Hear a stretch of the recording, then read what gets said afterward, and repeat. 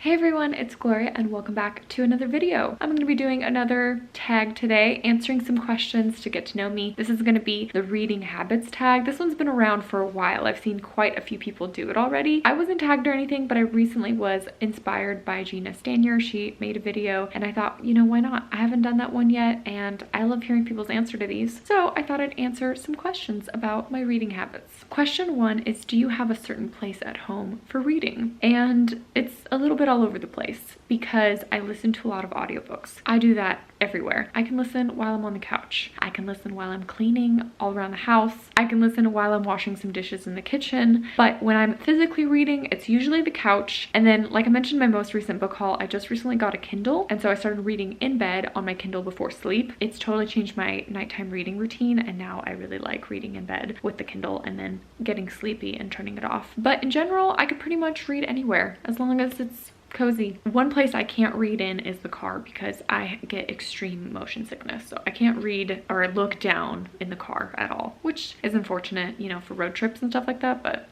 that's what audiobooks are for. Question two is bookmark or a random piece of paper. Ideally bookmarks. I have a whole little cup back here in my book cart full of random bookmarks, but I definitely use random pieces of paper. I use like tissue, whatever's around, you know, honestly. But I tend to, when I pick up a book, go to this little cup first and put something in it even before I start so that I have a bookmark to use. If for whatever reason I don't have a bookmark, I'll usually just set the book down like this versus dog-earing. Like I won't really dog-ear. I'm not that person.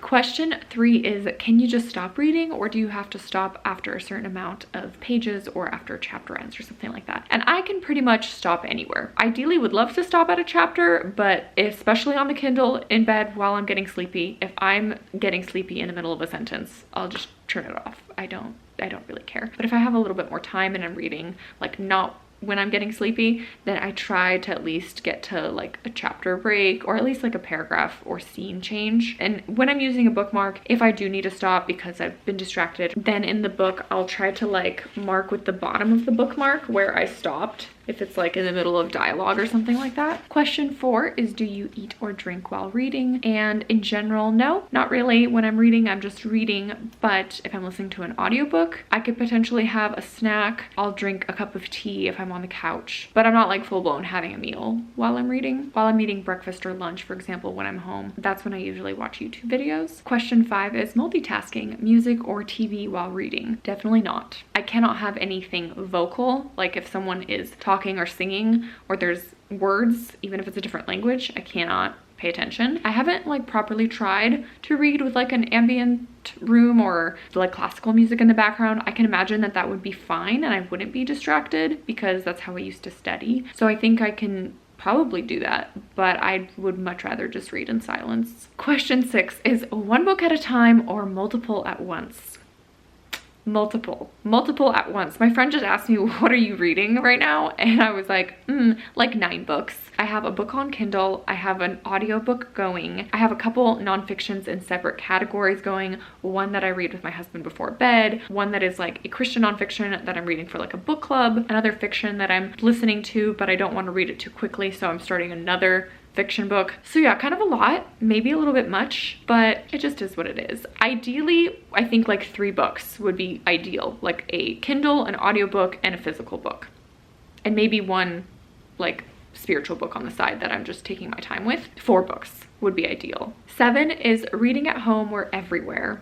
Definitely everywhere. Physically, probably more so at home, but because audiobooks are amazing and I've listened to so many, they take me everywhere, mostly in the car. I'm not one of those people that listen to audiobooks when I'm grocery shopping. I'm way too distracted, like I'm like focused in the store, so I won't be doing that, but I've gone on walks and listened to audiobooks and that kind of thing. Question 8 is reading out loud or silently in your head? In general, silently in my head, or obviously listening to an audiobook, but someone recently commented on my April TBR when I mentioned that I'll be participating in Picture This, which is a picture book readathon, and she mentioned try reading picture books out loud because the creator of the picture book probably intended it to be read out loud to like a child. And so far with all of the picture books that I've read in April, which I'll have a whole video coming out with that, I have read all of those out loud and it's been really fun. That was a really cool experiment for me to like read out loud. And also my husband and I, we read a nonfiction book on whatever subject.